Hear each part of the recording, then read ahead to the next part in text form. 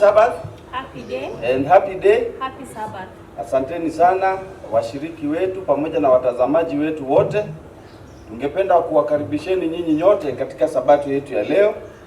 Kwa sasa ni kipindi chetu cha Sabbath School pamoja na kipindi cha uimbaji ambao utaongozwa na mimi Anthony Ouma pamoja na Emily Atieno. Na yule ambaye anatusaidia katika upande wa sign language ni dada yetu Doreen, na mchezaji kinanda wetu pia tungependa aweze kuwave Daudi wave. Asanteni sana. Tuamini tuombe.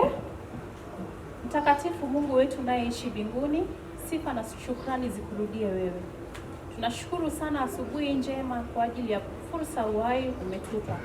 Asante kwa ulinzi wako wiki nzima. Umetuwezesha kufika hii leo. Sio kwa ajili ya nguvu zetu wala uwezo wetu, bali ni kwa neema zako nyingi katika maisha yetu. Na sio hata kwa matendo yetu mema ukatuwezesha kufika hii leo. Ni kwa ajili ya pendo lako kuu na unakusudi kwa kutupa nafasi hii. Kwa hiyo tunaomba msamaha kwa ajili ya dhambi zetu. Tu wapungufu mno, tunakuhitaji katika maisha yetu.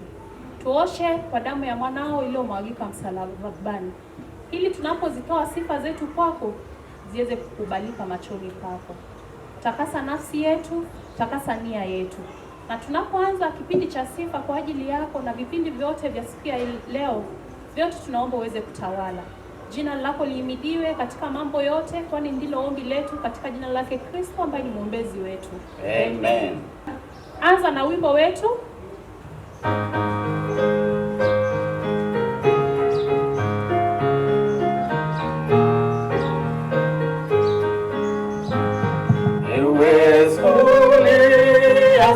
Sabato upazuri sana, moyo wangu wanivuta nije kwako leo. Sabato ni nzuri, Sabato ni nzuri, moyo wangu wanivuta nije kwako leo. Moyo wangu mpotovu hapa una raha, ndipo nimonapo Yesu nije kwako leo. Sabato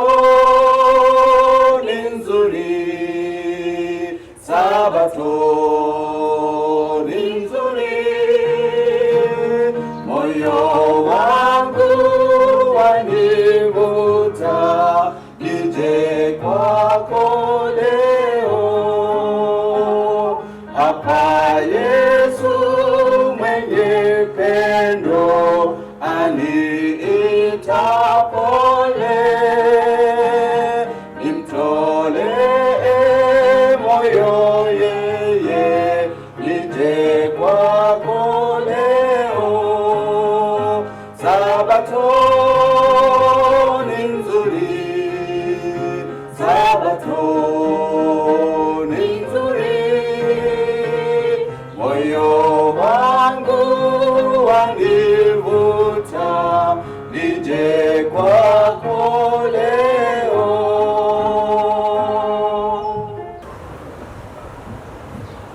Happy Sabbath. Happy day. My name is David and I'm going to read the missions reading. Our missions come from the country of Norway and our topic is a shirt to talk about. Glenn Lee wore his green shirt labeled Advent Airlines Steward Glenn Lee and had an image of airplane.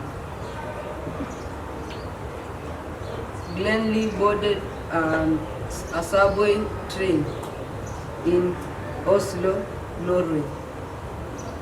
He sat next to an old woman. The woman stared at him for about 5 minutes and he didn't say anything. After the 5 minutes were over, Glenn Lee told her that the church was about where he worked. The woman asked her if they were expensive, but he told him that the tickets were free. The woman asked her why were the tickets free. Glenn Lee told her that the tickets were free because they were paid for 2,000 years ago. The woman now understood what he meant.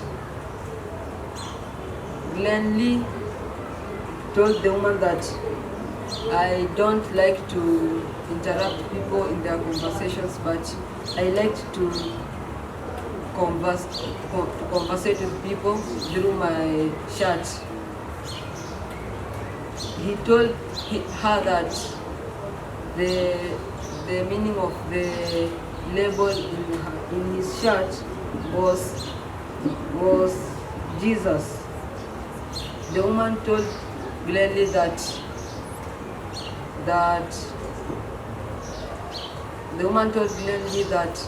Jesus paid for the ticket 2,000 years ago. That's why it was written Advent Airlines. Then Glenn Lee told the woman that she should go and continue studying or exploring in her Bible. Then Glenn Lee went in an interview and told the people what he had conversated with the woman. After the conversation, Glenn Lee walked home, and that's why Glenn Lee wore t-shirts instead of going ringing bells in people's homes. Glenn Lee is 55 years old in a school in St. Mark. The school has 100 pupils in grade 1 to 10 in Oslo, Norway. They received offering and tithe to make a Sabbath school in 2017. And the school is there till now. It's a blessed Sabbath. Happy day. Happy day. Happy Sabbath. Watoto halo. Hello. Watoto halo. Hello. Tunashukuru, karibuni katika sabato ya leo. Mbele yenu ni walimu pamoja na watoto from the Children's Corner. Tunaenda kujifundisha lesoni, na kabla hatujaingia katika kujifundisha lesoni, hebu na tuweze kuomba. Tunaomba. Mtakatifu, mtakatifu Baba na Mungu wetu ishiye juu mbinguni, twalitukuza na kulinua jina lako. Asante ni kwa sabato yako takatifu umetujalia sisi kama watoto wadogo, tumejinyenyekesha miguuni pako, tukiomba Roho wako Mtakatifu aweze kutuongoza kwa yote yale tunayoenda kujifundisha asubuhi ya leo. Ni katika jina la Yesu tumeomba na hata kuamini. Amen. Ningependa tuanze kujifundisha lesoni yetu na watoto wadogo. Watoto wa gani? Wadogo. Darasa la beginners. Darasa la beginners ni watoto ambao from 0 to 3 years. Na lesoni ya watoto hawa, topic inasema ya kwamba Jesus goes to church. Jesus Goes to church. Jesus goes to church. Na tunaona fungu la kutuongoza linatoka from the book of Luke chapter 4 verse 16 up to 22. Memory verse inatoka from the book of Psalms chapter 122 verse 1 ambayo inasema let us go to the house of the Lord. Let us go to the house of the Lord. Na the message inasema we come to church because we love Jesus. We come to church because We love Jesus. Yeah, we come to church because we love Jesus. And tumeweza kupatiwa mfano wa Yesu. Ni wangapi wanamjua Yesu? Watoto halo?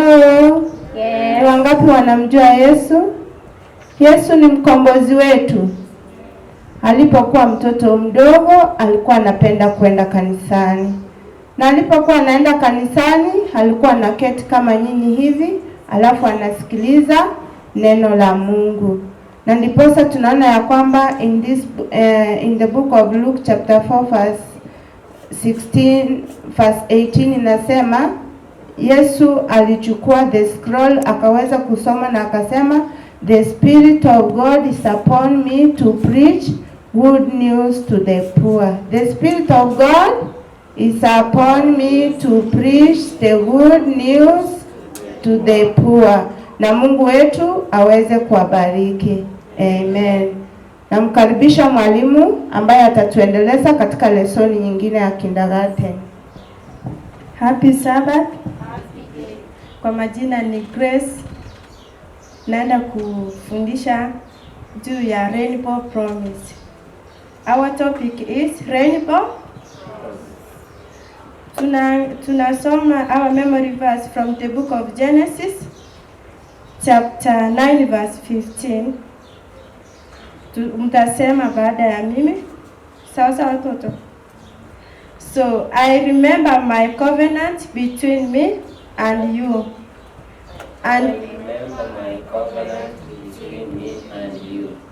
And all living creatures of every kind. And all living creatures of every kind. Never again will the waters become a flood to destroy all life. Never again will the water become a flood to destroy all life again. Never again Never again will the waters become a flood will the water become a flood to destroy all life. to destroy all life. Genesis chapter 9 verse 15. Genesis chapter 9 verse 15. Kutoka kwa hiyo kitabu Genesis chapter 9 iko na story ya Noah wakati ametengeneza ark, wakaishi, mvua ikanyesha mingi. Maiona mvua ikinyesha mingi, ati ikafunika kila kitu, manyumba, miti, alafu watu wenye walibaki walikufa wote. Sasa Noah alikaa kwa ark for more than 1 year, akiwa anaongoja ile maji kauke ndio aweze kutoka na wale wanyama ambao waliingia ndani. Sasa wakati maji imekauka, Noah alifurahia sana na familia yake kutoka. Umewahi kuwa situation yenye umeambiwa kaa ndani kama huu wakati tunakaa ndani ya nyumba? Sio mnachoka sana? Sasa pia Noah alikuwa amechoka na wale wanyama kukaa ndani ya nyumba. Wakati waliona wakati wa kutoka, walifurahia sana. Kila mtu alikuwa anafurahia, anasema Mungu amemwokoa mpaka wakati wa kutoka imefanya nini? Imefika. So wakati wa kitoka, Noah alienda akatengeneza madhabahu ambao walikuwa wanaenda kumuomba Mungu na kumshukuru kwa sababu yale maajabu alikuwa amewatendea. Wamekaa kwa ark for more than 1 year wakiwa tu ndani, na bado Mungu amefanya nini? Amewalinda. Wakati walimaliza, unajua walikuwa na uoga bado juu wanyama walikuwa wamekufa, kila kitu ilikuwa destroyed. Generation ingine ilikuwa ianze kuanzia Noah na watoto wake. Generation nyingine ikafanya nini? Ikaanza. Sababu ya ule uoga, Mungu akampatia hakikisho ya kwamba atamlinda, tena maji itakuja kuua watu ama haitakuja kuwaua tena. Hiyo ndio ilikuwa ya mwisho. Kwa hivyo Mungu akampatia promise, akamwambia nitakuonyesha colors kwa sky. Hiyo colors ndio tunaita aje? Rainbow. Ndio tunaita aje? Rainbow. Rainbow ni kitu kama hii. Mmeona kitu kama hii? Angalieni. Mnaona? Mnaona? Sasa hiyo rainbow iko na colors smart, si ndio? Mungu alisema ukiona hiyo kitu hivyo, hiyo mvua haitarudi kufanya nini? Kunyesha. Ile mvua ya kuua haitarudi tena. That's why tukiona hii rainbow huwa tunakumbuka God's promise ambayo imetuweka mpaka leo tuko hai. So kama sisi watoto wadogo tunafaa kumwomba Mungu na kumshukuru kwa yale yote ambayo amefanya nini? Ametutendea. Tuweze kuomba. Asante Mungu kwa kuwa umeweza kutulinda, umekuwa nasi kama watoto wadogo. Haya yote ambayo tumeweza kujifundisha Baba, yapate nafasi katika maisha yetu Baba. Tuandae katika ufalme wako, na ni katika jina la Yesu aliye na mwombezi wetu. Amjambo wana wa Mungu. Happy Sabbath. Happy day. And happy day. Happy Sabbath. Nawakaribisha kwa kipindi cha lesoni, na kabla tuingia kwa lesoni, kwa tuweze kupata maombi. Tuombe. Mtakatifu Mungu wetu wa mbinguni, tunakushukuru asubuhi ya leo Bwana kwa wema wako na fadhili zako.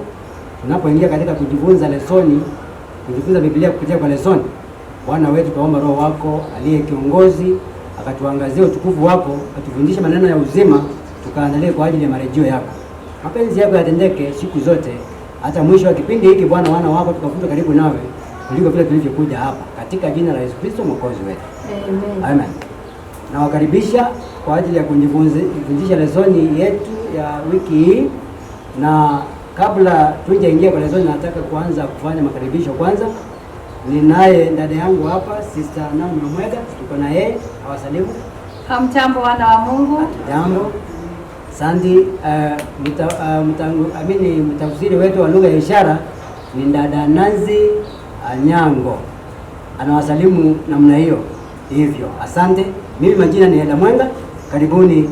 Katika kitabu cha Mwanzo, kama msingi, sehemu ya kwanza tumeona mambo kadha wa kadha kulingana vile ndani ameweka. Sabato iko pale, ndoa iko pale, kuangua kwa mwanadamu na ukombozi wake. Na leo tunaangazia uumbaji katika kitabu cha Mwanzo kama msingi, sehemu ya pili.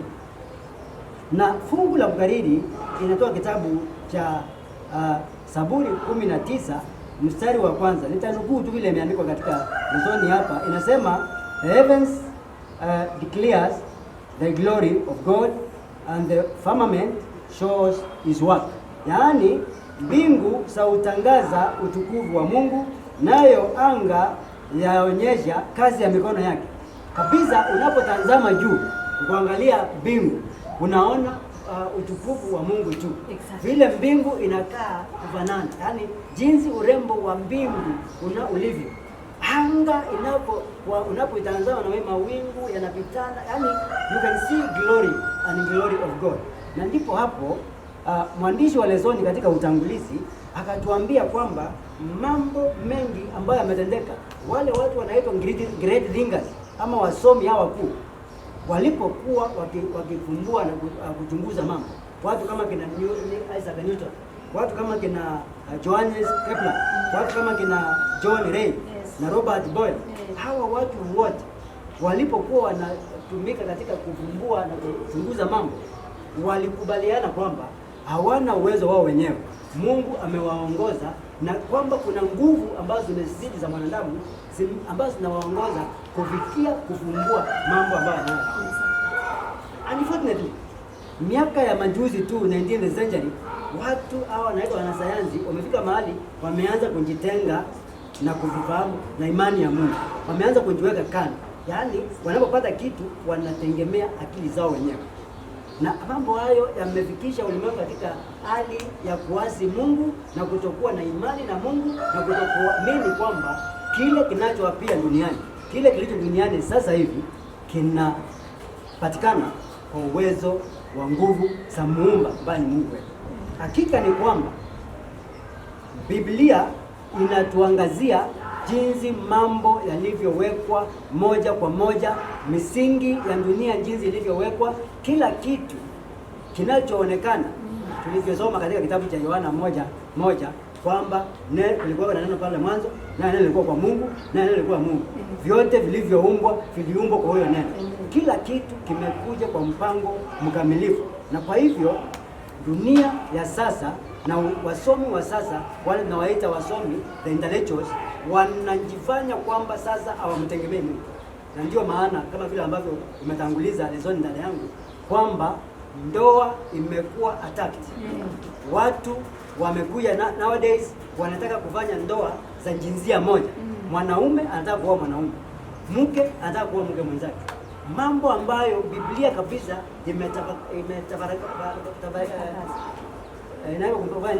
kukataza kabisa, imetafarikiana kabisa na mambo kama hayo. Na hivyo basi Biblia ndio msingi wa kweli wa mambo ya uumbaji na jinsi mambo yanavyotukia duniani yana msingi bora katika maandiko na katika Biblia ya Mungu kama vile ninavyoona. Na sasa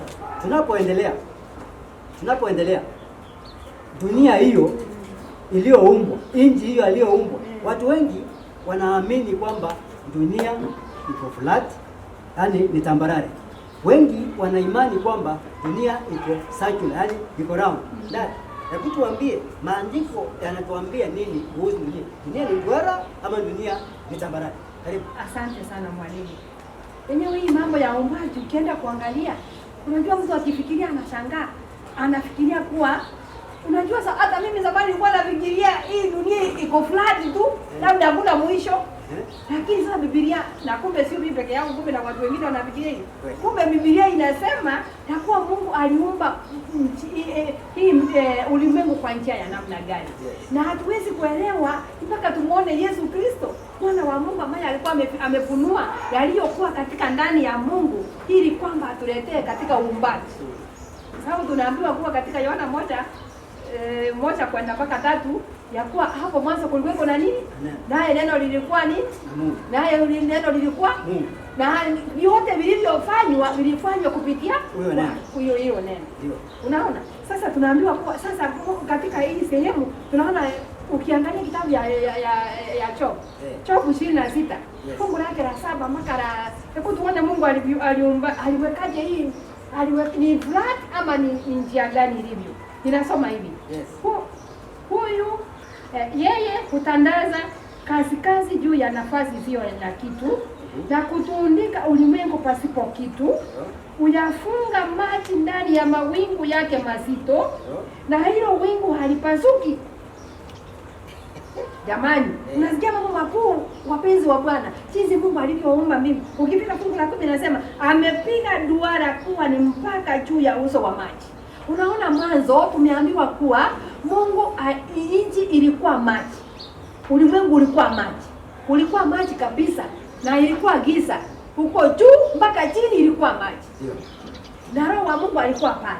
Lakini sasa katika kitabu ya Ayubu 26 fungu la 10 inasema kuwa Mungu alipiga duara kuwa mpaka juu ya maji. Na kuwa si ulimwengu uko duara. Uko duara ni hebu nicholee duara vile inakuwa. Ni kama mpira yani. Mpira hivyo, iko hivyo. Na hiyo kumbe ndio mpaka wa kuzuia maji. Unaona ulimwengu ulikuwa maji chini na juu. Sasa dunia imeumbwa kwa mfano wa duara, iwe mpaka wa maji. Are you getting me? Iwe mpaka wa maji. Ili kwamba maji yasa izuie sasa hii maji nyingine ambayo imeelea. Ni kama sasa hii dunia yetu iko juu ya maji. Na sasa Biblia inasema kuwa anasema kuwa yeye utandaza kaskazini juu ya nafasi isiyo ya kitu. Huko juu hakuna kitu, amepanua ulimwengu juu na chini, na hakuna mahali imegusa, inaelea. Inahang. Alafu sasa tunaambiwa kuwa hapa mawingu haya tunaona, kumbe Mungu anaweka mawingu ndani maji ya mawingu. Na haya mawingu hayatoboi maji. Can you imagine? Yakuwa mawingu iko hapa na maji yako ndani na hayatoboki. Amina. Na yanatembea, mawingu unaona yanatembea, yanaenda hivi, na kumbe hata ndege zikipita hata zipiti, kumbe zinapita juu ya mawingu.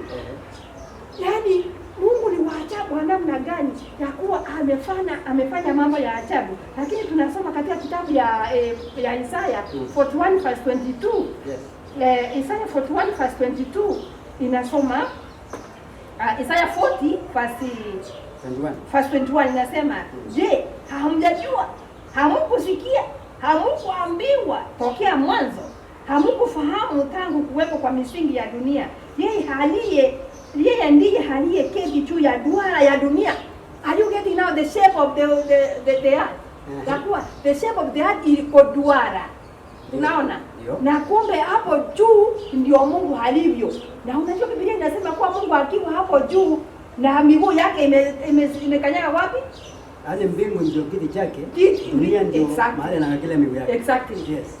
Mwisho wa hapo juu katika hiyo mviringo, hapo juu ndio kiti chake na chini ndio miguu yake. Na unaimagine miguu ya Mungu iko kiasi gani ya kufika chini na kiti kiwa juu? Ni kwamba hatuwezi elewa the mystery of God. Yes. Lakini tunaambiwa kwa katika kitabu ya Revelation chapter 7 verse 21 verse 1. Yes. Chapter 7 verse 1. Yes. Ya kuwa hii jinsi unavyoona kuwa kumbe Mungu ako na mpango. Ameleta malaika wane wameshikilia pembe nne za ulimwengu ili kwamba isilete shida yoyote katika ulimwengu. Yeah. Kwa sababu there are 4 angels standing in the 4 corners, holding the 4 wings. Yes. Unaona? Inazuia ili machafuko yoyote na shida yoyote isitingize ulimwengu kama Mungu hataruhusu. Lakini ukiteremka katika kitabu ya Revelation 20 verse 7 inasema sasa Mungu baada ya kuweka watu wake mihuri na kutuchukua tunapoenda mbinguni, basi kwa miaka 1000 mwovu atabaki, na hapo ndio atamalizwa, na ndio utakuwa mwisho wake na mwisho wa dunia kama Mungu atakavyopanga yeye mwenyewe. Na tunapoona hiyo tunapoona jinsi Mungu amejidhihirisha hapo, watu wengi wameenda kufikiria, wamesema ya kuwa ni ama kwamba jinsi umesema mwalimu, ya kuwa hivi karibuni watu wameanza kutaka kutoka katika msingi wa Mungu na kujitwalia mambo yao wenyewe ili kwamba waweze kuconvince watu, lakini ni njia ya mwovu ili kututoa katika imani na msingi mtakatifu wa uumbaji, ili aweze kututoa pale. Lakini na hata wanapoingia ya kusema kuna miungu mingine kando na Mungu, hawana mwisho na hawana mwanzo. Sasa kama lesoni inatuambia hapa kuna ni kiungu ama ni kimungu? Ni kimungu kinacho ambayo mwandishi mmoja hapa anaitwa anaitwa Stevania anasema ya kuwa hawa wa archaeologist waliweza kuextract, waliweza kupata kitu mabaki yaweza kutafsiri mabaki hayo, wakaona kuwa kuna mwanzo kuna kimungu kiliokuwa kinatawala, ya kuwa hiko kimungu ndio kilikuwa kimeumba mbingu. Yes. Lakini sasa lesoni inapoelezea hiki kimungu kumbe kilikuwa kinabebwa na kinakaa tu hata kifanyi kitu. Lakini tukiangalia Mungu wa mbinguni alihusika katika uumbaji, akaleta mwanadamu akamweka katika shamba la Edeni na akamhusisha katika kufanya kazi pamoja naye na akapumzika. Na kimungu kenyewe kinakaa kinapebwa na mwanadamu ndiye anakifanyia kazi. Unaona the contrary, kinafanywa kazi. Na tena hiki kimungu eti damu yake ndio ilichinjwa ikachanganyikana mchanga ikatengeneza wanaume 7 na wanawake 7. Lakini Biblia inatuambia kuwa Mungu mwenyewe katika mafumbi akaumba, akatoa mafumbi, akatengeneza mwanadamu, kisha akampulizia pumzi ya uhai na mwanadamu akakuwa hai. Unaona? Sasa hiyo, lakini hiyo ni mambo hayana msingi na mwelekeo wa uumbaji wao jinsi tunavyoelekezwa katika Biblia. Sasa tunataka kuona katika huu mwanzo na hii paganism ambayo inaweza kucontradict mambo. Yes. Je, mwalimu uliona nini? Nashukuru sana katika mpangilio na mteremko wa mtiriko wa maneno haya ya lesoni. Tumeona jinsi ambavyo watu hawa wanaitwa wasomi science scholars wana mambo mengi ambao wao wamebuni na ambayo kwa hakika yanapingana na Biblia. Mara nyingi mambo yao great part of it wanapingana na Biblia kabisa, hayaendani kabisa. Kwa mfano kuna ndili nyingi ambazo unapata hao wapagani wanajaribu kuweka jinsi ambavyo uumbaji ulivyofanyika, mambo yalikuja kuwa duniani. Wengi wanasema ya kwamba mwanadamu amepitia katika process kubwa. Alikuwa hii mnyama sokwe mtu akiwa anatembea na miguu nne, akafika wakati akainama akainuka kidogo. Yaani wanajaribu kuweka vitu ambavyo cannot haziingiani kabisa. Lakini Biblia hii wazi jinsi ambavyo Mungu alivyoumba mwanadamu, alivyotumia mafumbi ya ardhi akamuumba mwanadamu, akamfilizia pumzi ya uhai, akawa kiumbe hai. Yaani mpangilio wa Biblia ni kambambo, ni kamilifu, kwamba anapotoka step 1 inaenda step 2 mpaka inakamilisha mpaka the last step. Unaona mwangaza wa ajabu. Na hapo katika hawa wapangani wanapoweka mambo yao inakuwa ya kuchanganyisha mpaka hata upati. Unakumbuka ya kwamba mwalimu, waliosema ya kwamba mwanadamu ama dunia iliumbwa kwa miaka mingi, yani miaka zaidi ya 1200, miaka zaidi ya milioni 250 ndio dunia ikaumbwa. Wanapokuelezea jinsi hiyo ambayo mambo hayo yalivyofanyika, unapata kweli kabisa ni uchanganyifu mtupu. Kwa mfano, mmoja anaitwa Charles Darwin anapokuwa na evolution theory yake, unaona ni mambo ambayo hayaingiani. Hata kulikuwa na mlipuko wa dunia, kukalipuka tu Big Bang, hadi kila kitu kikawa mahali kilipo. Kulilipuka tu siku moja hivi, miti ikawa, nyumba zikawa, watu wakawa. Yaani hiyo ni upuzi tu kabisa. Lakini Mungu anaorodhesha mambo jinsi alivyotoka from one step to another step, from one step to another step, hadi kila kitu kikawa katika mahali kilipo. Na hiyo tunaipata katika kitabu cha Mwanzo sura ya 5 na sura ya 11, jinsi vizazi zilivyoanzia kwa Adamu aliyeumbwa na Mungu na mke wake Hawa, na wakaambiwa enda mkazae mkanjaze ulimwengu. Walipoanza kuzaa, tunaona Adamu akamzaa Seth akamzaa huyu, na Lameki akamzaa huyu, na Methuselah akamzaa huyu, mpaka kizazi cha Adamu kafika kizazi cha Nuhu, mpaka kizazi cha Abrahamu. Yaani time with time, miaka kwa miaka. Huyu akaishi miaka hii akamzaa huyu. Huyu akaishi miaka hii akamzaa huyu. Huyu akaishi miaka hii akamzaa huyu. Mpaka tukafika mahali tulipo hata Yesu akazaliwa katika Agano Jipya kama mkombozi, naye wazazi wake na Yusufu wako katika lineage hiyo tu. Generation hizo, vizazi hivyo vyote tu. Na ukiangalia hawa wanaoita wasomi wa siku za leo, unapoangalia miaka yao na jinsi ambavyo wanavyoweka mambo yao, haiambatani hata kidogo. Kabisa ni mambo ambayo hayaingiani. Na kwa hivyo Biblia inabaki kuwa nuru tu peke yake ambayo inatupatia msingi ulio bora. Sasa mwalimu, ningetaka utuangazie naye maandiko yanazungumzia nini kuhusu uumbaji, jinsi watangulizi walioandika Biblia katika Agano Jipya jinsi wanavyohusishana uumbaji wa mwanzo na mahali tulifika. Karibu. Asante. Bila shaka mwalimu, lazima tunaona kuwa Biblia tangu ilivyo mwanzo inajiendelesha mpaka mwisho. Na iko na harmony, na ya mwisho ina clarify ya kwanza, na hata inaonyesha ya kuwa kilikuwa namna gani. Hakuna kupuni na hakuna kusema mambo yasiyokuwa. Sasa Yesu mwenyewe kama hiyo tunaambiwa katika kitabu ya Yohana 1 ya kuwa katika mwanzo, mwalimu sikusema hiyo fungo vile nasema. Katika mwanzo kulikuwa na hapo mwanzo kulikuwa neno. Naye neno alikuwa kwa Mungu. Naye neno alikuwa Mungu. Vyote vilifanyika katika yeye. Na pasipo yeye hakuna kilichofanyika kingefanyika. Katika yeye hakuna kilichofanyika kingefanyika. Na sasa hii neno lilikuache fresh. Mstari wa 14 inasema, wacha tusome sasa hiyo. Mstari wa 14 Yohana Injili inasema namna hii. John chapter 1 verses 14. Verses 14. Yes. It says chapter 1 verse 14 inasema and the word was made flesh. Naye neno alifanyika mwili. Ndio. Akakaa kwetu. Nasi tukauona utukufu wake. Ndio. Utukufu kama wa mwana pekee atokaye kwa Baba, amejaa neema na ukweli. Na sasa tunapoingia katika hii sehemu ya Yesu katika agano la Jipya, akizungumzia mambo yaliyofanyika mwanzo. Na tumeshaambiwa ya kuwa yeye ndiye aliyekuwa mwanzo. Na yeye ndiye aliyefanyika mwili. Na yeye ni huyu anaongea hapa kwa wanafunzi wake. Akisema katika kitabu ya Mathayo 19 fungu lake la 4, akisema kuwa hamjawahi soma, hamjawahi akiambia Wayahudi na wanafunzi wake, hamjawahi soma na hamjawahi jua ya kuwa katika mwanzo yeye aliumba mke na mume. Aliumba mke na mume, na hivyo ndivyo ndoa ilivyoanza. Na hiyo Maki yeye akasema kuwa na yeyote atawaunganisha pamoja kuwa mwili mmoja, na yeyote asiwatenganize.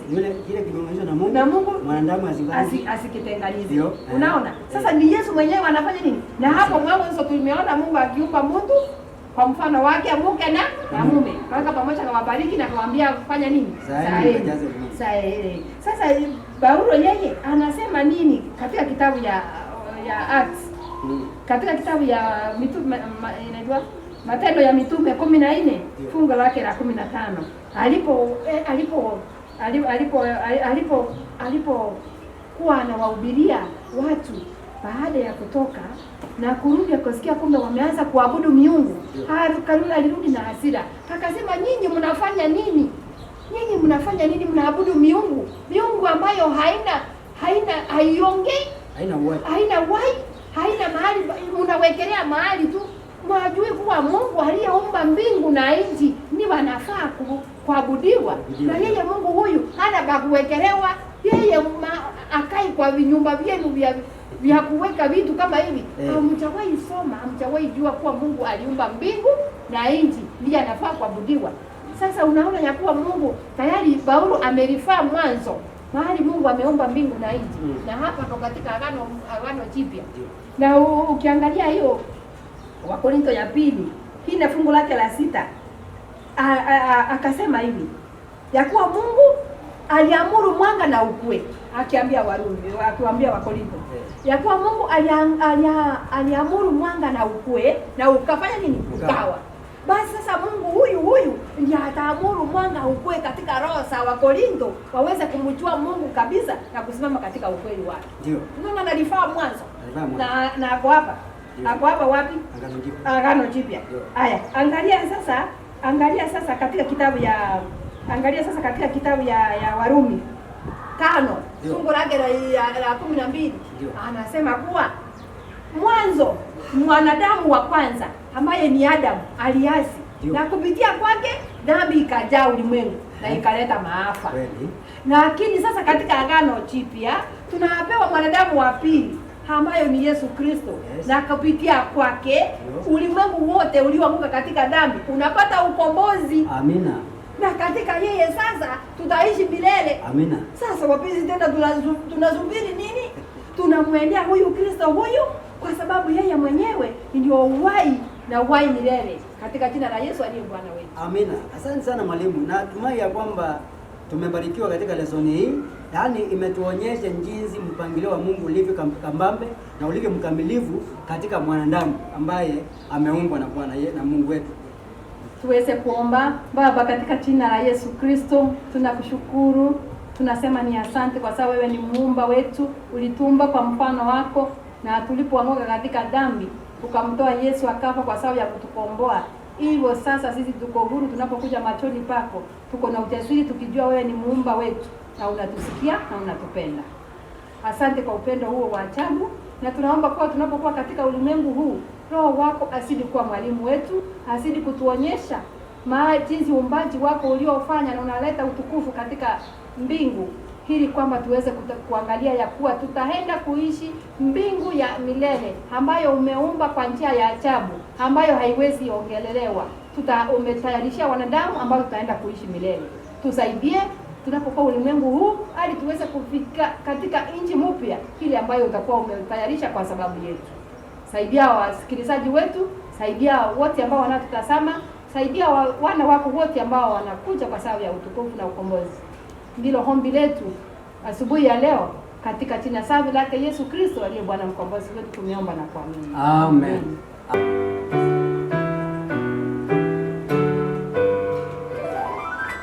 Msifu Mungu wa neema, enyi viumbe popote,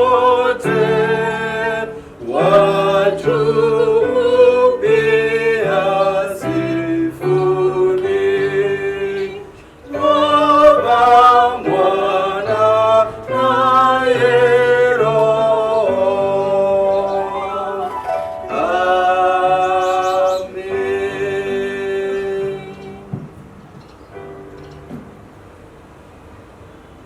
Tunaomba.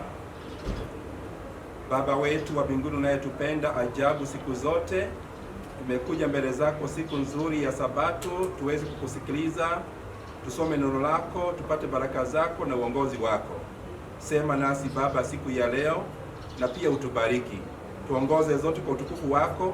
Maombi yetu na shukrani zetu katika jina la Yesu Kristo aliye Bwana na mkombozi wetu. Amen. Pendwa watazamaji na wasikilizaji na washiriki wote popote mlipo nyumbani na popote mlipo, na wasalimu. Bwana asifiwe. Bwana asifiwe tena. Karibuni sana katika Sabato ya leo. Ni Sabato ya tarehe 30 mwezi wa 5 mwaka 2020. Mungu ametutoa mbali na mahali ametufikisha, tunastahili kumsifu na kumshukuru kwa yote ambayo ametutendea. Katika masaa yanaenda kuwaleta wale ambao watakao hudumu katika masaa haya matakatifu. Kwa upande wangu wa kulia tuko na Helda Peter Otieno. Tusalimie. Asante, nashukuru. Nitamruka ambao ni pasta wetu, tutakuja baadaye na ataongea mengi. Tuko na Thompson, atatuletea title story. Mama salimiane. That's good. All the time. God is good. Asante. Alio mwisho pale ni dada wetu Esther Kemuma, salimie. Happy Sabbath. Happy day. Happy Sabbath. Warua yetu ya ishara ni dada yetu Nancy, salimia. Chesa kinanda hapa ni David Onyango. Asante. Mungu awabariki sana. Na nasidi kuomba kwamba muendelee katika maombi. Mungu wetu ni mwema, na hivi karibuni tutarudi kanisani tuendelee kumwabudu Mungu wetu. Nasidi kuomba kwamba Mungu asidi kutusaidia. Tunaendelea kuwaletea ujumbe huu mahali mlipo, na Mungu wetu aweze kutubariki. Asante. Tutafungua Biblia zetu. Kitabu ni cha Kutoka, Exodus 13 from verse 13 up to 14. Neno la Mungu linasema hivi: Moses answered the people, "Do not be afraid. Stand firm and you will see the deliverance the Lord will bring you today. The Egyptian you see today, you will never see again." 14. The Lord will fight for you. You need only to be still. Niweze kurudia. Kitabu ni cha Exodus chapter 14 from verse 13 up to 14.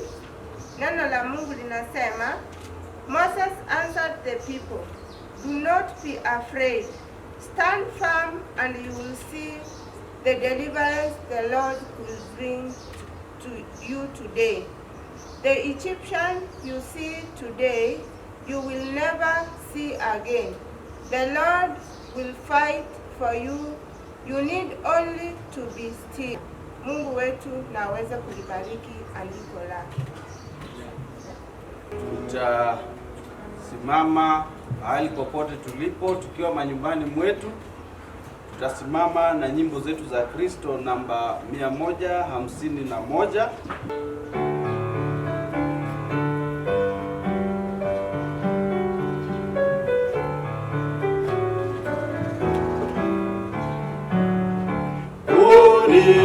Ongoza Mwokozi, ndipo nami hufurahi, nienda popote napo, ataniongoza papo.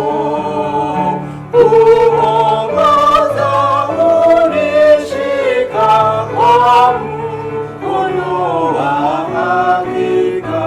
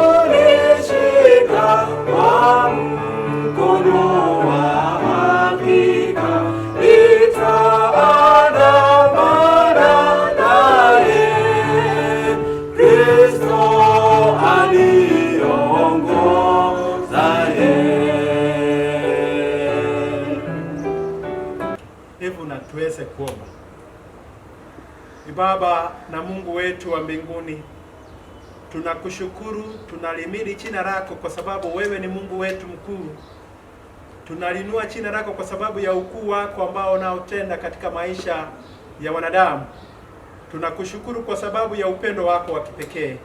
Tunakuja kwako Baba wetu tukisungama dhambi zetu zote ambazo tumetenda mbele zako, tukiomba kwamba Mungu wetu tusamehe. Tusaidie na utuweze kutuwezesha ili kwamba tunapoyaleta maombi yetu kwako kaweze kuyasikiza Mungu na kutujibu kulingana na mapenzi yako. Umbali ambao umetutoa na mahali ambapo sasa tumefika, tunakushukuru kwa sababu ya upendo wako wa kipekee.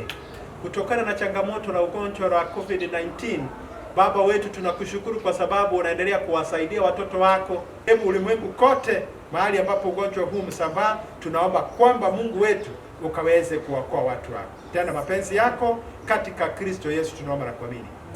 Amen. Masaa mengine mazuri tunaenda kukaribisha kwaya ya kanisa waweze kutubariki na wimbo mmoja. Kwaya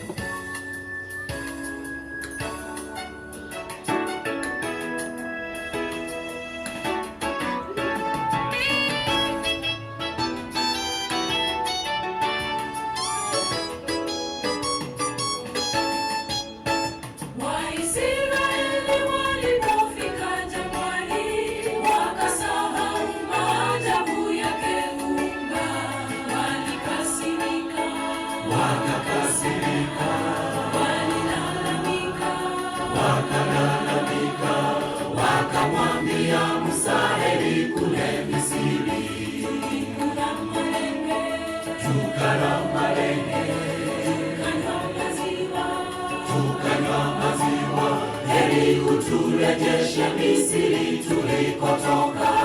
Waisraeli walipofika jangwani, wakasahau maajabu yake Muumba.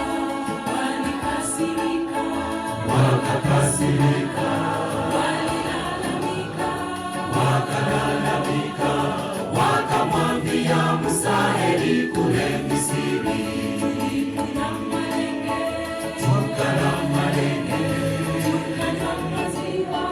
tukanywa maziwa, heri uturejeshe Misri tulikotoka.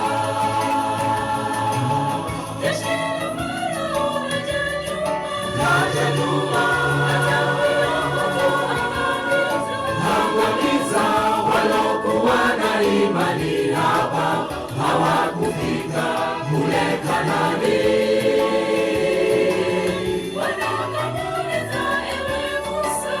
Ewe Musa,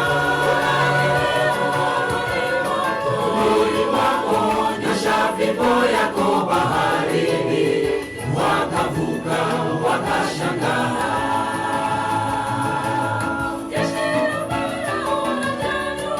Laja nyuma, angamiza walokuwa na imani hapa, hawakufika kule Kanaani.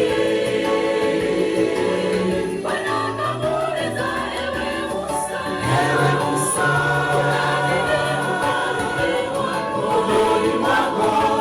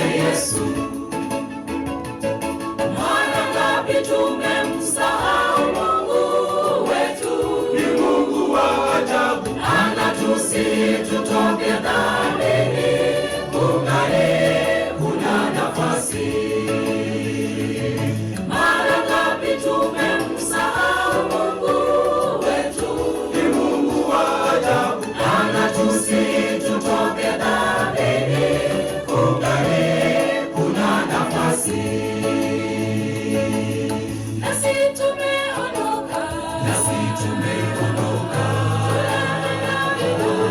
tunakwenda mbinguni. Tusiwe kama wana Israeli, tusitazame nyuma, nyuma kuna adui, kuna shetani, twende ni kwake Yesu. Nasi tumeondoka, tunakwenda mbinguni. Tusiwe kama wana Israeli, tusitazame nyuma, nyuma kuna adui, kuna shetani, twende ni kwake Yesu.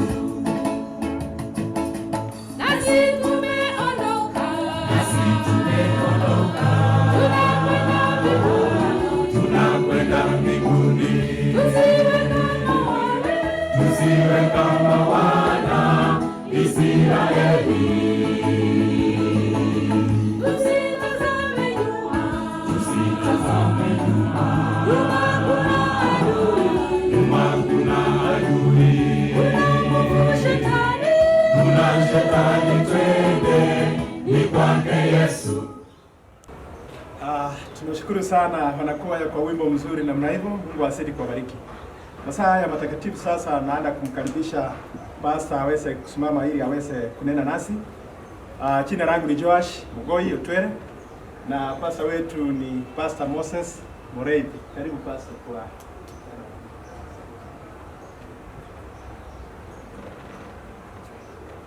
Kanisa la Baba, happy Sabbath. Happy day. Happy day. Happy Sabbath. Ninawaona mkiwa ndani ya nyumba kabisa, ninawaona na mubarikiwe vile mmekaa na mna Biblia, mko tayari kusoma. Tubarikiwe pamoja kwa ibada yetu siku ya leo. Mungu awe nanyi katika nyumba zenu na maombi yenu yote mmekuwa mkiyaomba mkiwa ndani ya nyumba, Mungu wetu wa mbinguni apate kuyasikia na kuwatendea mema. Karibuni katika ibada siku ya leo, siku nzuri ya Sabato. Kabla sijaanza kwa neno hili la Bwana, naomba tena tuweze kuomba. Tunaomba. Baba wetu wa mbinguni, sasa imefika ili utuzungumzie kwa neno lako, utushauri kwa neno lako, utuonye kwa neno lako, na hata pia utubariki kwa neno lako. Tuangazie uso wako mpaka tumalize na tutoke hapa na baraka zako. Tunaomba haya machache katika jina la Yesu Kristo aliye Bwana na mkombozi wetu. Amen. Amen. Asante sana. Ningependa nianze kwa kusoma kitabu cha Kutoka 3 fungu la 7. Nianzie hapo. Naomba tusome kwa pamoja. Nikianza kwa lugha ya Kiswahili na tutasoma lugha ya Kiingereza. Kutoka 3 fungu la 7.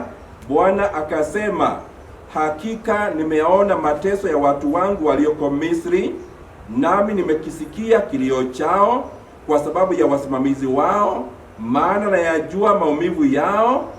Fungu la 8, nami nimeshuka ili niwaokoe na mikono ya Wamisri, niwapandishe kutoka nchi ile hata nchi njema, kisha pana nchi ijayo maziwa na asali, hata mahali pa Mkanani, Muhiti, Muamori, Mperizi na Muhivi na Muyebusi. Bwana asifiwe. Hebu tusikie kwa lugha ya Kiingereza. Inasemaje msomaji? Inasema, yes. And the Lord said, I have surely seen the oppression of my people who are in Egypt, and I have heard their cry because of their taskmasters, for I know their sorrows. Verse 8, so I have come down to deliver them out of the hand of the Egyptians, and to bring them up from that land to a good and large land, to a land flowing with milk and honey, to the place of the Canaanites, and the Hittites, and the Amorites, and the Perizzites, and the Hivites, and the Jebusites. Asante msomaji. Baada ya wana wa Israeli kukaa Misri miaka 430, ilionekana kana kwamba wamesaulika kule. ni kama Mungu amewasahau, lakini Mungu alikuwa anapanga mpango wa pekee. Hakuwa amesahau na hakuwa amenyamaza. Hatimaye akamtuma Musa, akaongea na Musa, akamwambia, hakika nimeona, nimesikia, ninajua, na kutuma sasa uende ukatoe watu wangu Misri, ukawaelekeze kwa nchi nzuri iliyojaa maziwa na asali. Mungu anatukumbusha leo ya kwamba hajatunyamazia kamwe. Yeye huona na yeye husikia na yeye hujua, na kwa wakati wake unaofaa yeye atatenda, ataokoa. Na hivyo mpango wa kuwatoa Waisraeli katika nchi ya Misri ukaanza. Mungu akafanya miujiza baada ya miujiza kwa ajili ya watu wa Mungu waliokuwa Misri. Na miujiza yote ilipofanyika, Farao alikuwa ni mgumu. Muujiza ule wa 10, pigo la 10 liligonga nyumba ya Farao. Wanyama wote wazaliwa wa kwanza na watoto wote wazaliwa wa kwanza katika nchi ya Misri wakauawa. Kilio kikawa kila mahali, nyumba ya Farao ikalia, maombolezo makubwa. Usiku ule Mungu akawatoa Waisraeli. Farao akatumana Musa, kuja sasa watoe hawa watu, siwataki katika nchi yangu. Musa akatumaniwa, akaambiwa awaharakishe kuwatoa wana wa Israeli katika nchi ya Misri. Na ninaposoma Kutoka 12 fungu la 29, ilikuwa ni usiku wa manane, Bwana akawapiga wazaliwa wa kwanza wote katika nchi ya Misri, wakagongwa, wakapigwa, maombolezo makubwa. Ndiposa fungu la 31 Mungu akasema, Biblia inasema, akawaita Musa uli Farao na Haruni usiku, akasema, ondokeni, tokeni katika watu wangu, ninyi na wana wa Israeli, enendeni kamtumikieni Bwana kama mlivyosema. Toaeni kondoo zenu na ng'ombe zenu kama mlivyosema, enendeni zenu mkanibariki mimi pia. Wa Misri nao wakawahimiza watu kuwatoa katika nchi kwa haraka, maana walisema, tumekwisha kufa zote. Bwana asifiwe sana. Kwa pigo la 10 Waisraeli hawakutakikana katika nchi ya Misri, na kila mtu aliwaharakisha watoke, maana kadiri walivyozidi kukaa kule ndivyo walivyozidi kuumia, na kwa hivyo ilibidi watolewe kwa haraka sana. Basi wakatoka. Naomba unisomee msomaji hilo fungu 12 verse 37. 12 verse 37 kwa Kiingereza. Hebu soma. It reads, Then the children of Israel journeyed from Rameses to Succoth, about 600,000 men on foot, besides children. Verse 38. A mixed multitude went up with them also, and flocks and herds, a great deal of livestock. Okay, neno la Bwana likasema ya kwamba basi wana wa Israeli wakasafiri. Amri imetolewa ya kutoka, na walio safaria usiku wa manane. Wakatoka, wakasafiri kutoka Ramsesi mpaka Sukothi. Na Biblia inasema ya kwamba wanaume peke yao walikuwa wanaume 1,600. Hawakuhesabu watoto wala wamama, na walitoka na wanyama wao. Hesabu ya mkutano huo wote ulikuwa ni mkubwa, maana ukiongeza kila nyumba watoto 2, mke mmoja, na hesabu na kondoo na ng'ombe, ulikuwa ni mkutano mkubwa wa viumbe vilivyo hai zaidi ya 3 milioni. Mkutano mkubwa, watu wenyewe pamoja na wanyama wao. Ulikuwa ni mkutano mkubwa sana waliosafiri. Na isitoshe, kando na hawa watu wanaume 1,600, Biblia inasema ya kwamba kulikuweko na kundi kubwa la watu waliochanganyika, mchangamano wa watu, a mixed multitude, ya watu wengi tena walioamua kuwafuata Waisraeli. Walikuwa wamechoka na Misri, walikuwa wamechoka na kazi kule Misri na kutumikishwa na kazi ngumu. Walikuwa wamechoka na kazi ya Misri, walikuwa wamechoka kutumikishwa, na waliona huo ni wakati mzuri wa kuandamana na watu wa Mungu ambao wameitwa watoke Misri. Kwa hivyo Musa alijikuta pia anaongoza kikundi kingine kikubwa cha watu ambao hawakuwa piwa Waisraeli. Walikuwa wanaitwa mixed multitude, na walikuwa ni wengi tena, wakawafuata hawa wana wa Israeli. Na walipokuwa wakienda, Mungu akawaongoza wana wa Israeli kwa safari ya ajabu. Walitoka kwa furaha, msisimuko mkubwa, wakiimba nyimbo, wameokolewa, wametolewa Misri, na wakaenda wakiimba na mizigo yao na kondoo zao na ng'ombe wao na watoto wao, wakaenda wakifurahia ukombozi mkuu wa Mungu kwa mkono wa Musa. Na kwa hivyo wakaenda watu wengi sana. Na jambo ambalo linashangaza, hili kundi la bandia ambao hawako Waisraeli waliochagua kuwafuata Waisraeli waliandamana na wao, na Musa aliruhusu waende na wao. Maybe wangefurahia kuongozwa na Mungu wa mbinguni, na wangetamani kuwa Waisraeli na wangeishi kama Waisraeli, na kwa hiyo Mungu aliruhusu waende na wao, na Musa alikubali waende. Lakini Ellen G. White anasema ya kwamba kama kuna watu waliosumbua Waisraeli katika safari yao yote ya miaka 40, kama kuna watu waliohangaisha Waisraeli na kuwakosesha na hata pia kuongoza migomo na lawama na kelele na maswali mengi katika safari yao yote hadi wafike Kana na hata na baada, walikuwa ni hao watu walikuwa wanaitwa the mixed multitude, kundi la bandia na watu waliochangamana na wana wa Israeli. Walikuwa wa kwanza kulalamika. Waisraeli wanastakiwa kulalamika sana, kila hatua ni kulalamika, lakini waliokuwa wanaongoza malalamishi yao yote walikuwa ni hawa the mixed multitude, kundi la bandia. Waliongoza kulalamika, walikuwa wa kwanza kubishana, walikuwa wa kwanza kurebel na kuasi, walikuwa wa kwanza kuchochea Waisraeli katika mambo yote waliokutana nayo njiani.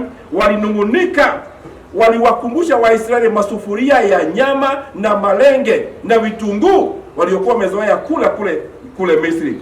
Walikumbusha Waisraeli mambo ya nyama na vitunguu na malenge. Ndiyo walielekeza Waisraeli kwenye shida nyingi katika safari yao yote. Hata hivyo walinda na wao.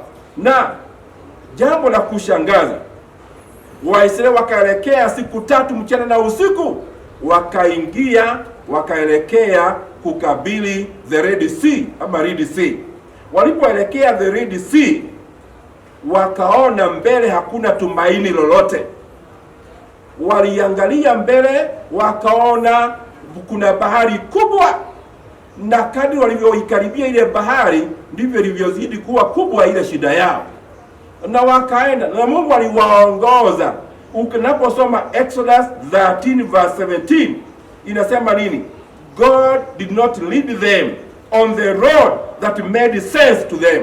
Kwa Kiingereza hebu soma 13 verse 17. It says, yes, then it came to pass, yes, when Pharaoh had let the people go, that God did not lead them by way of the land of the Philistines, although that was near. For God said, let's perhaps the people change their minds when they see war and return to Egypt. Ndiyo, Mungu hakuwaelekeza kwa njia ambayo labda wangefurahia, labda wangeichagua, labda ingewapendeza. No, tunaona nini? God did not lead them to the road that made sense to them. Maana kulikuwa na njia fupi wangepitia wafike Kanaani kwa haraka, lakini Mungu aliwaelekeza kwa njia ambayo walizunguka jangwani, njia ndefu, na hakuruhusu wapitie nchi ya Wafilisti, maana Wafilisti wangewapiga na wangetamani kurudi. Kwa hivyo Mungu aliwaongoza kwa njia ambayo kwa wao haiku make sense. Ni njia ndefu ambayo tena walienda wakagonga bahari mbele yao, na hapo ndipo tunaona ya kwamba kundi la bandia lilianza ku question the leadership of Moses. Tena waka question kama ni Mungu anawaongoza, wakapiga kelele. Ndiyo, although it was a shorter, Mungu hakuwapelekea njia ambayo ilikuwa short, aliwapelekea nchi ambayo safari ndefu ambayo wangeweza kujifunza mambo mengi. Na Mungu alitamani hiyo njia ndefu waipitie ili wale wanaojua kulalamika walalamike na waache kulalamika, wanaojua kupiga kelele wapige kelele mpaka wawache, na watakapomaliza kupiga kelele na kulalamika ndipo wangewaingiza kwenye nchi ya ahadi. Safari ikawa ndefu, wale wa kulalamika walalamike mpaka waache. So he led them round the desert road toward the Red Sea. It was hot and dry and barren wasteland, then towards an obstacle which became bigger and bigger as they went near. It was the Red Sea. Na mahali ambapo Mungu aliwaelekeza kwa the Red Sea, upana wa the Red Sea ulikuwa ni kama 20 kilometers wide, ambapo sasa kama wangetembea kwa speed ya kawaida ya walking, wangetembea 3 hours at 4 kilometers per hour kutembea tu across the Red Sea. Lakini kwa sababu ya watoto na ng'ombe na kondoo, walisafiri about 8 hours to cross the Red Sea. Now that Red Sea ilikuwa mbele yao, na jambo la kushangaza, the sea obstacle ikaonekana mbele yao kama too difficult to overcome. Ndio wakaona mzigo, shida kubwa ambao kwao wenyewe hawangeweza kuiovercome. Their eyes focus on the problem, macho yao yakaelekea kwa shida. They forgot about the bigness of their God, na wakasahau jinsi Mungu wao alivyokuwa mkuu. With 2 million people plus, why that road ambayo walisema somebody must have made a mistake, mtu amefanya makosa, hatungepitia hii njia hii, ambapo mbele yao waliona barrier na obstacle kubwa, na kugeuka U-turn was impossible, na wakajikuta wenyewe wa mbele hawangeenda.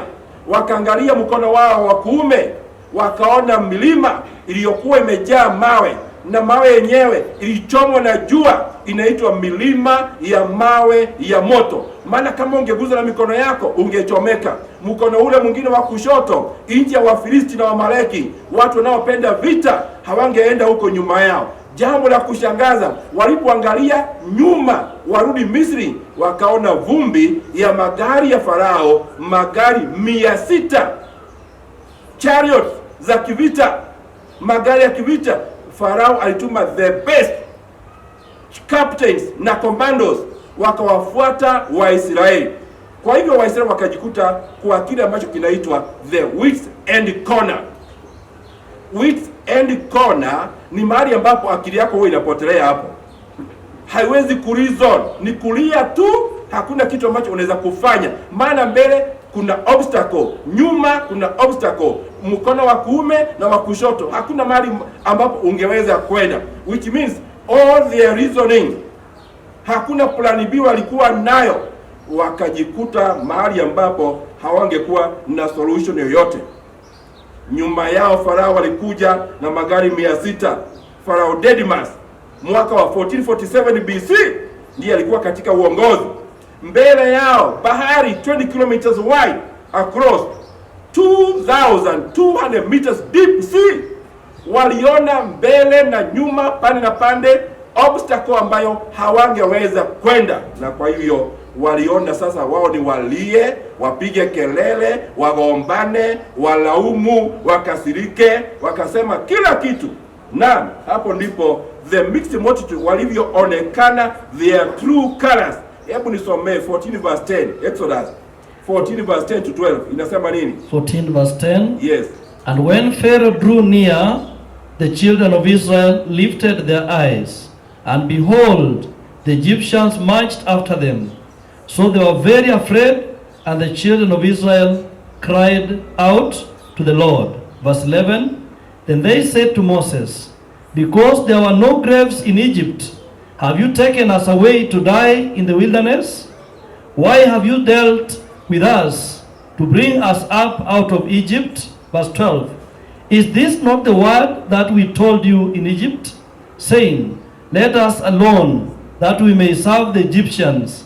For it will have been better for us to serve the Egyptians than that we should die in the wilderness. Ndio walipoona mbele hakuna matumaini na hakuna barabara, walipoangalia kuume na kushoto na wakaangalia nyuma yao na wakaona Farao amekuja, amegeuka roho yake kuwafuata Waisraeli, ndiposa wana wa Israeli wakajikuta wamechanganyikiwa. The blame game started. Iliongozwa na the mixed multitude, lile kundi la bandia ambalo walianza the blame game, wakadesire na wakaambia Waisraeli, ni heri turudi Misri, ni heri kutumikia Farao kuliko kuokolewa. Imagine, kuna watu mpaka sasa wanalia, ni heri wangekaa kwa busaa duniani, kutumikia dunia kuliko kuingia ndani ya kanisa. Wakaanza the blame game, wakaanza kulaumu Musa, wakaanza kutamani kurudi Misri, wakatamani kurudi Misri. Imagine, na wakauliza maswali mengine ya ajabu. Yaani hakuna makaburi Misri, umetuleta hapa tukufie jangwani, yaani hakuna makaburi Misri. Kuna maswali mengine Mwadventista akiuliza tunajua yeye ni mixed multitude. Wow.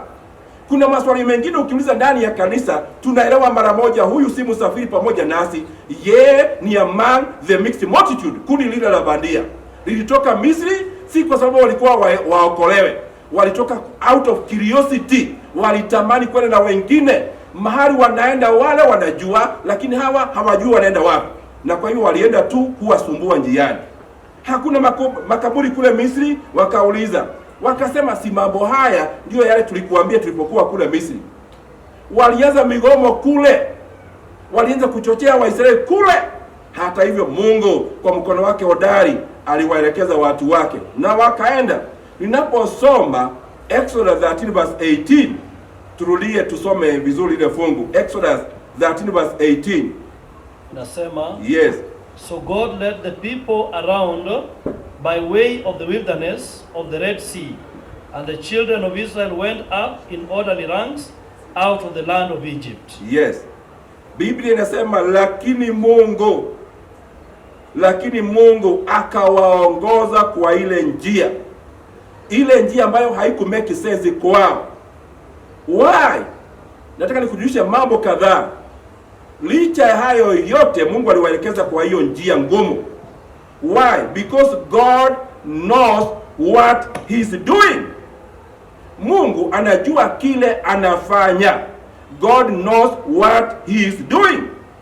Yes, it may not make sense kwamba tufanye 1 2 3, tupitie hapa na pale, tujenge kitu kama hiki na kile. It may not make sense, but God knows what he is doing.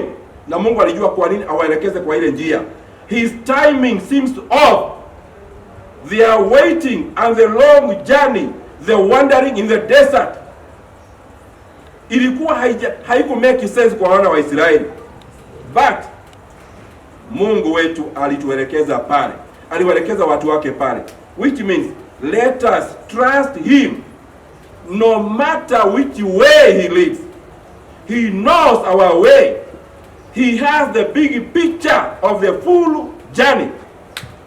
He has the big picture and the full picture. His ways are not our ways. He is God and he is our leader. Mahali amesema tupitie, kile amesema tufanye, we have no reason to question because he's our leader. Bwana asifiwe. Tusome Exodus 13:21.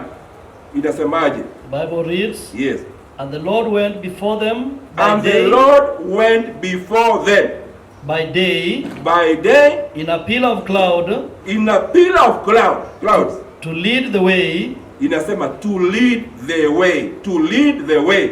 Mungu mwenyewe akasimama akawaongoza yeye mwenyewe. He led the way. Na alikuja kwa njia ya wingu ambalo liwaongoza mchana, likawa linawafunika kivuli, likawapatia kivuli, joto ya jangwani haikuwapiga, na usiku ikawa ni taa ya kumulikia. Maana Biblia inasema kwamba Mungu mwenyewe aliamua to lead the way. Exodus 13:21, God led the way. Meaning, point number 2, it's God who leads the way, not Moses, not other people.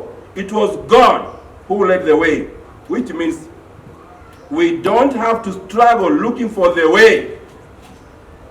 God is the way. He is the way. we may not see him in a pillar of cloud or fire, but today we have his word, his Holy Spirit, and his presence. He gives wisdom, direction, and he goes and he walks with us. He guides us kwa mbele na kwa nyuma. Anatumia vifaa vyake vyote kutuongoza. Anaongoza mchana, anaongoza usiku. Aliongoza wana wa Israeli. Wingu lilikuwa linatembea, wanaona likienda, wanafuata. Likisimama, wanapiga kambi, wanapumzika. Mchana inamulika, usiku inamulika, na mchana inakuwa ni kivuli. Mungu wetu ni wa ajabu sana. Anasema he led the way. It is God who leads our way. Maisha yetu sasa tunaweza kuchanganyikiwa namna tunavyoenda. Labda tunaweza kulaumu viongozi, lakini tuelewe ya kwamba kanisa la Mungu lina kiongozi atakayeliongoza, na kiongozi mwenyewe anajua njia. He has the full picture of the full journey and he know where to take us. Hata kama safari zingine, hata kama maamuzi mengine, they may not make sense to us, but still God knows the best way for us. Point number 3, Exodus 14 verse 4. Exodus 14 verse 4. Hebu soma ndugu yangu. It reads, yes, then I will harden Pharaoh's heart so that he will pursue them, and I will gain a honor over Pharaoh and over all his army, that the Egyptians may know that I am the Lord. And they did so. Ndio. Ile njia ambayo Mungu alitaka aliwapelekea Waisraeli ilikuwa ni njia ya ajabu sana. Point number 3 inasema kwamba God is able to turn the heart of kings. Mungu akaongea na akaweka moyo wa Farao kuwa mgumu ili awafuate. Alikuwa amewaachilia waende, amegeuka wakaenda kuwafuata Waisraeli. Yani God is able to turn the heart of kings. Why? Kwani Mungu aliruhusu Farao awakimbilie tena Waisraeli. Nataka nikuambie mambo makubwa sana. Yani Mungu aliweka mtego, wakanaswa. Mnajua naswa, wakanaswa, na wakaamua kuwafuata Waisraeli. Walikuwa wamewatumikisha Waisraeli miaka 430, na Mungu hakufurahi wakati ambapo watoto wake wanatumikishwa mpaka wananyimwa uhuru wa kuabudu. Jihadhari, unaponyima mtu uhuru wa kuabudu, unatumikisha watu wa Mungu wafanye dhambi kimakusudi, kwa nguvu na mabavu. Mungu alinyamaza kimya, alingojea saa yake ifike, na after 430 years Mungu akawatega hawa watu, akawanasa vizuri sana, wakawafuata Waisraeli. Sasa Farao ametoka ikulu, jeshi lake lilo hodari likawafuata Waisraeli. Ndio, alafu nini? He can turn round the evil workings in this one to bring glory to his name for all to see the only true God. Kwa sababu hiyo Mungu akafanya kile kitendo kibaya ambacho Farao alifanya, Mungu akakigeuza baadaye kimletee sifa na utukufu. Ndio, ili akawachinjie baharini. Wakanaswa, wakawafuata, waende wakachinjiwe baharini tena wote. Ndiposa Mungu ainuliwe na atukuzwe, na dunia nzima ijue kuna Mungu anayeongoza watu wake na njia zake hazikosei. So wakanaswa, wamesumbua watu wa Mungu sana. Wewe sumbua watu wa Mungu tu, sumbua watu wa Mungu tu, Mungu atakuwekea mtego na utanaswa na utakiona ndugu yangu. Point ya 4, Exodus 14 verse 9. Inasemaje msomaji? The Bible says, inasemaje? So the Egyptians pursued them. So the Egyptians pursued them. Misri wakawafuata Waisraeli. All the horses and chariots of Pharaoh. Chariots of Pharaoh, his horsemen and his army, and overtook them camping by the sea beside Pi-hahiroth. Ndio, wakawafuata na wakawapata wamechanganyikiwa pale kwenye bahari ya Shamu. Wakawakuta pale wamechanganyikiwa, mbele hakuna njia, pande na pande hakuna njia, nyuma ndio hili jeshi linakuja. Farao na jeshi lake wakawapata, ndio wale. Na Sikiliza. When we see obstacles, God sees opportunities. Bwana asifiwe. Tunapoona milima, tunapoona vikwazo vigumu hatuwezani navyo, tunaona sasa mwisho wa ulimwengu umefika. Not yet. Mungu anaona opportunities ya kufanya kitu kizuri kwa watu wake. When we see obstacles, God sees opportunities for his people. Naam, hapo ndipo alitengeneza barabara. Mahali ambapo waliona hakuna barabara, hapo ndipo Mungu alitengeneza barabara. He makes a way where there was no way. Mungu wetu ana uwezo wa kutengeneza barabara mahali ambapo hakuna barabara. And the bigger the problem, the greater is his ability to shine right through it all. Things were looking bleak and dark, yet God had a plan and it was amazing. Ndio Wamisri wakawafuata ndani ya ile maji. Unajua Mungu alitengeneza barabara pale, akamwambia Musa, wewe uko na kitu gani kwa mkono? Uko na kitu gani? Ni fimbo. Nyosha mkono wako juu, nyosha ile fimbo, tengeneza barabara, gawanya maji. Musa akaweka fimbo yake hivi, barabara ikatokea. Tena barabara nzuri, God super highway. Kumbuka sijasema Thika highway, God super highway. Ndani ya bahari, barabara nzuri, hakukuwa na matope wala sinking sand. No, barabara nzuri tena protected. Upande huu ni wall, upande ule mwingine ni wall. Wakaingia ndani watoto wa Mungu kwa barabara waliotengenezewa na Mungu wao. Na ujinga ni ujinga, Wamisri wakawafuata. Wamisri wakawafuata. Mungu alipoona wamekaribia sana, alikuwa na linakaa katikati, linawawekea giza na kuwachanganya. Na kadri walivyosonga, wingu linasonga. Wamisri wakawafuata. Unajua ni nini? It was an opportunity to teach the Egyptians a wonderful lesson. Ndio. Na ilikuwa ni nafasi ya pekee kufundisha Waisraeli Mungu ni nani tunayemtumikia. Ndio. Ilikuwa ni opportunity ya to silence the mixed multitude, wale waliopenda makelele na kulaumu na kunungunika na kulaumu viongozi. Ilikuwa ni nafasi ya pekee kuwafundisha lesson ya ajabu. Ndio. Ilikuwa ni nafasi ya pekee ya kumpa Mungu tukufu. Ndio. Ilikuwa ni nafasi ya pekee to shine. Akaona, hapo ndipo Mungu alipoona the serious worshipers. Akaona the serious prayer warriors. Akaona wasafiri wa kweli. Na hapo ndipo the mixed multitude walipoonekana kwa macho. Their true colors ikaonekana hapo. Na walinyamaza milele. Walinyamaza, walikimia walipoona mkono wa Bwana. Hebu soma 14 verse 14. Ndio. 14 verse 14. Yes. The Lord will fight for you and you shall hold your peace. Yes. Biblia inasema ya kwamba mnyamaze kimya. Watu wanyamaze kimya. Watu waache kulaumu, kulalamika, kugombana, maswali mengine fani.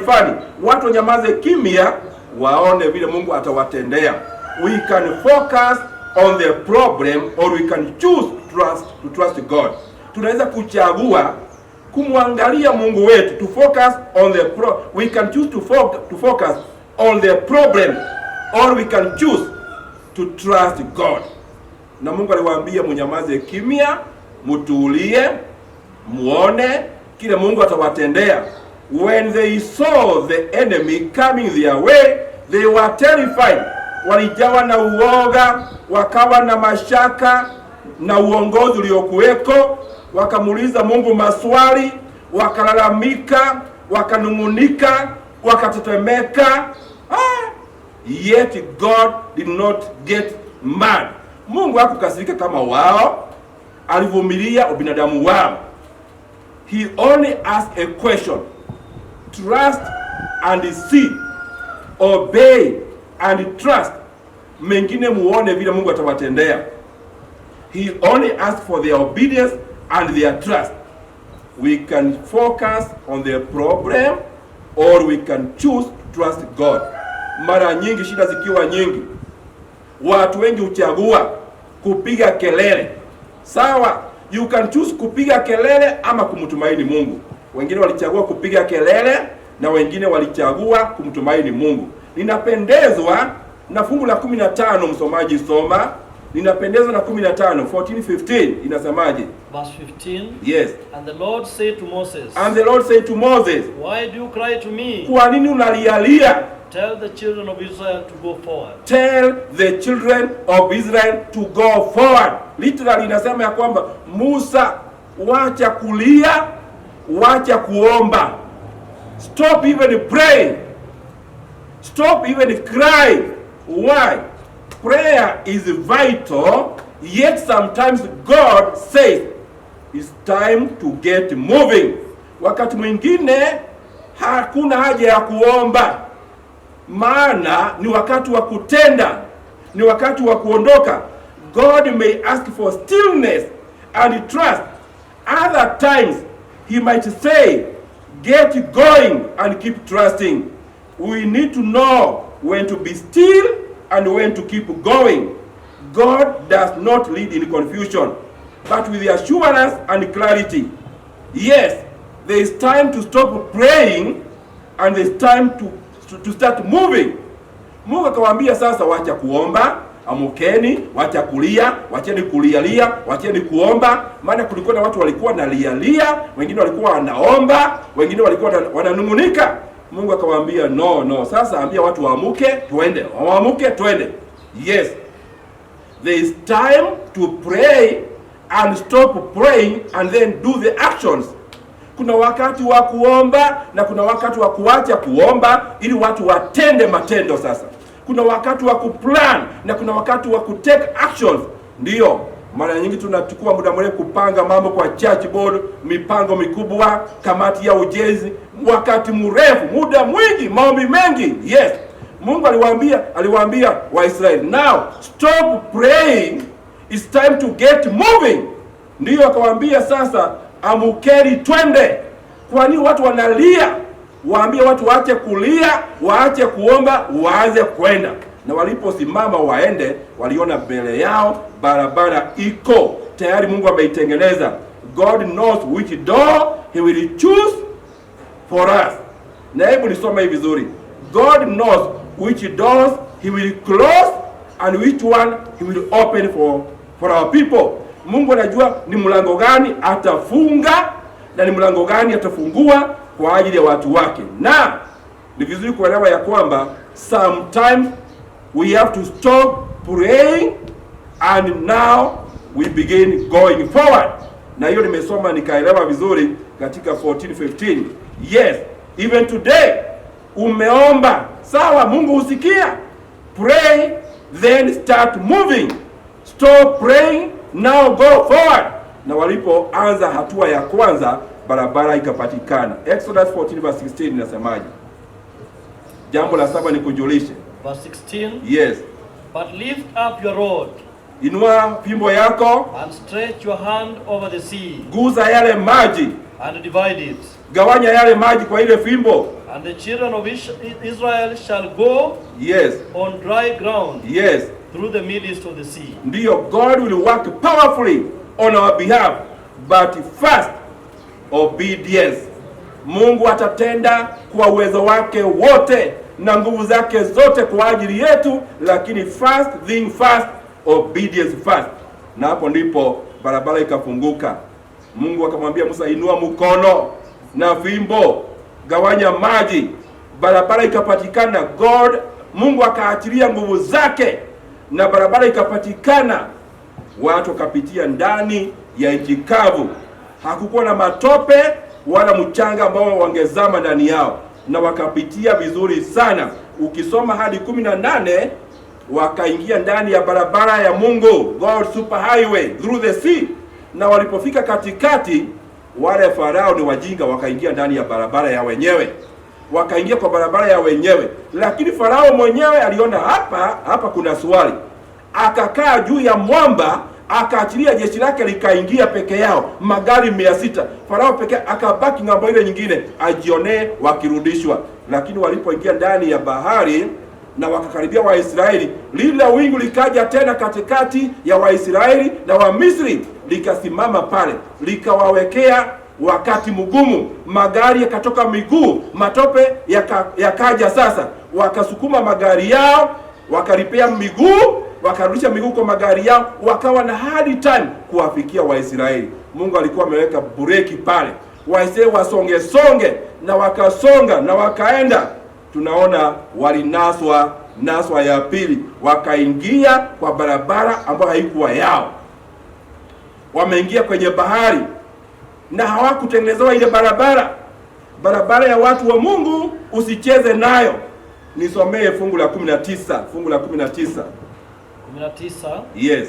And the angel of God who went before the camp of Israel moved and went behind them, and the pillar of cloud went from before them and stood behind them. Ndio wakiwa safarini ndani ya bahari wakienda, lile wingu na yule malaika aliyowaongoza akatoka mbele, akaja katikati ya Waisraeli na Wamisri ndani ya bahari.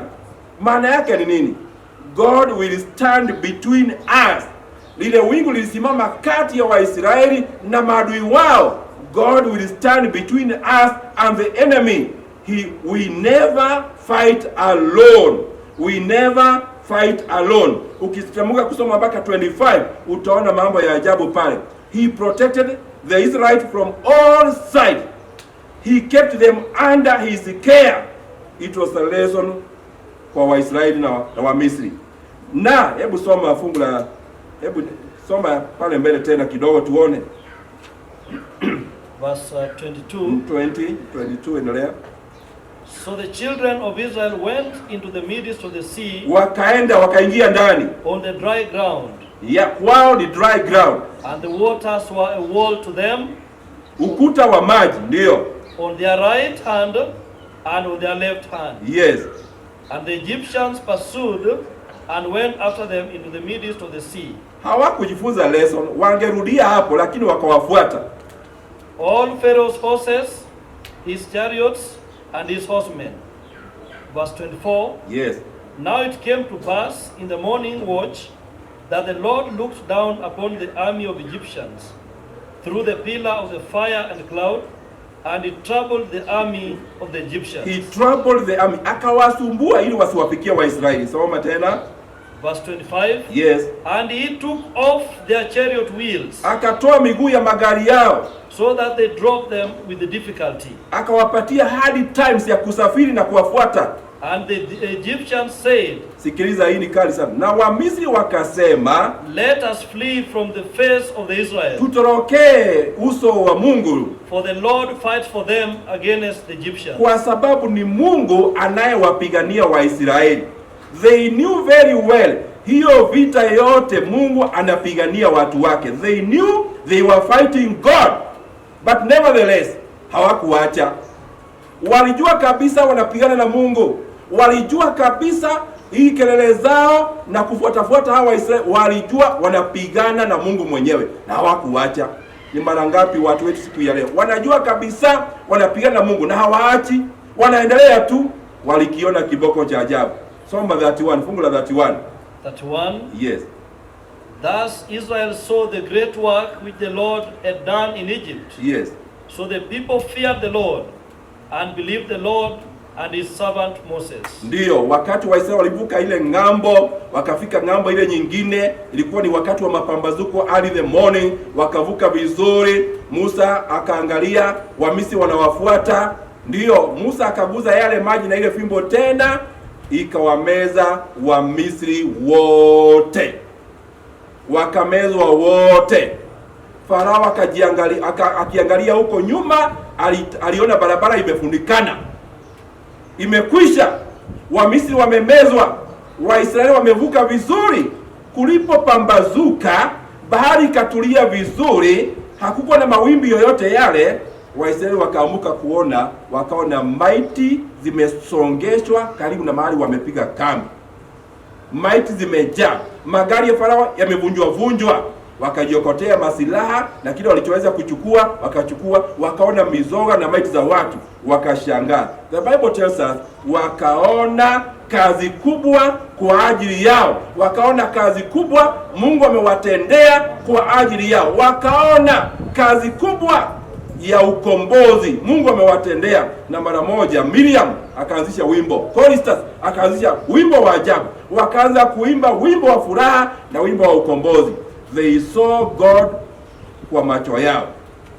The same God who divided the sea, the same God who made a dry way for them to cross, the same God who covered up the enemy in the depths of the same sea, the same God who brought salvation to his people is the same God who will work on our behalf today. Yule Mungu aliyewaongoza siku ile, akawakomboa, akawapigania, akawavukisha the Red Sea, ndiye huyo Mungu ambaye leo tunamtumainia. Ndiye huyo Mungu ambaye leo atasimama na sisi siku ya leo. Tunapoona milima, tunapoona hakuna barabara, tunapoona sasa tumefika ukingoni, Mungu wetu anajua njia ambayo atatutengenezea. Tunaweza kuona mlima, tunaweza kukosa kuona barabara yenyewe, lakini yule Mungu aliyewatengenezea njia mahali hakuna njia is the same God ambaye atatutengenezea njia siku ya leo. So, are you facing a threat in your life? Are you facing your own Red Sea moments? Are your problems too hard to overcome? Do you feel like going back to Misri, to Egypt? Do you feel like giving back? Are you still questioning God? Are you still doubting God? Bado unakuwa na mashaka na Mungu? Bado unatamani kurudi Misri? Bado una maswali magumu kanisani kumuuliza Mungu? Are you still complaining and blaming every leader? Bado unanung'unika na kulalamika na kukosoa na kulaumu? Are you still planning to defect to the enemy of God's church? Before you do that, stop and be still and see what God will do for his people. Kabla hujanung'unika, kabla hujapiga kelele, kabla hujalaumu, kabla hujatamani kurudi Misri, simama, tulia, poa kidogo tu, uone vile Mungu atatendea watu wake. Yes, God will bring honor to himself through all difficulties that are coming to us. Nikimaliza, nikujulisha ya kwamba God's plan, mipango ya Mungu kwa maisha yetu, will never be thwarted or diverted by any enemy or by any attack. Mipango ya Mungu kwa watoto wake na kanisa lake, hakuna adui yeyote, hakuna mtu yeyote anaweza kuibadilisha ama kuingilia ama kuidivert. No. The devil may appear to win. Hata Wamisri walifaulu kiasi kuwafuata. The devil may appear to win, yet he does not have full control. Hawana mamlaka kamili. No. God is still greater than all our problems. God is whispering to you and me today. Be still, tulia. Wacha kelele, wacha malalamiko, wacha kunung'unika. Usifikirie kuli nyuma. Tulia kidogo, kuwa na amani. Be still and see the salvation of our God. The Lord will fight for you and me. Mungu kamwambia Musa, waambia Waisraeli, hao wa Misri wanaowasumbua leo, hii corona inawasumbua leo, mafuriko na floods yanayotusumbua siku ya leo, nzige ambazo tunaona siku ya leo hatutaziona baadaye, Mungu atasimama na watu wake. Kwa hivyo nasema kwamba stand still, yani tulia, kuwa na amani, furahi, wacha kukasirika. Mwingine akasema wacha makasiriko. Yes, kwa nini? Mungu amepanga kufanya mambo makubwa kwa ajili ya watu wake. Mungu anatuambia ni siku ya leo, why are you still crying? Why are you still blaming and complaining? Unanung'unika kwa nini? Why are you complaining? What are the people crying for? Wapenzi wa Baba, Mungu anasema na siku ya leo. Anasema nini?